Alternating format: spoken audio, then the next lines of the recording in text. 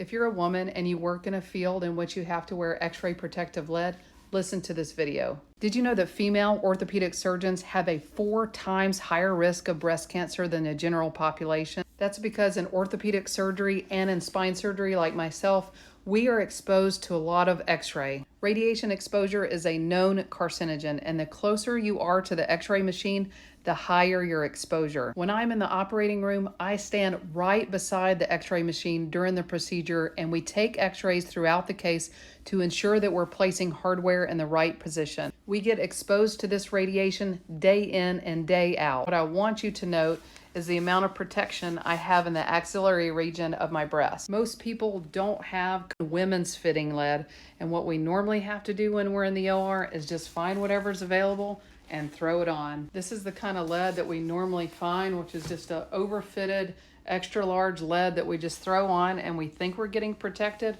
but really our axilla and our breast tissue is getting constantly exposed. This has been shown in papers such as this publication that was done in 2016. The most common location of the breast cancer is that upper outer quadrant, which may not be adequately shielded by our radiation protection. And the common position that we're standing in the operating room is right by the C-arm in a side position where the radiation beams are coming in this direction. When I was a resident, this was a common theme. I just picked up whatever lead I could find and put it on, and I didn't even think twice about it. So here's some protection that I recently learned about to help reduce the exposure of breast tissue to radiation. It's called the BAT, breast, axillary, and thyroid, and it provides significant increased protection to the thyroid region, breast tissue, and axilla. You can see how much more protection this simple piece adds. In tests, the BAT reduced radiation exposure to the breast area by up to 97%. It's a very small addition to what I already have to wear during surgery, and it doesn't limit my mobility during the case whatsoever. And if it helps reduce my risk of breast cancer,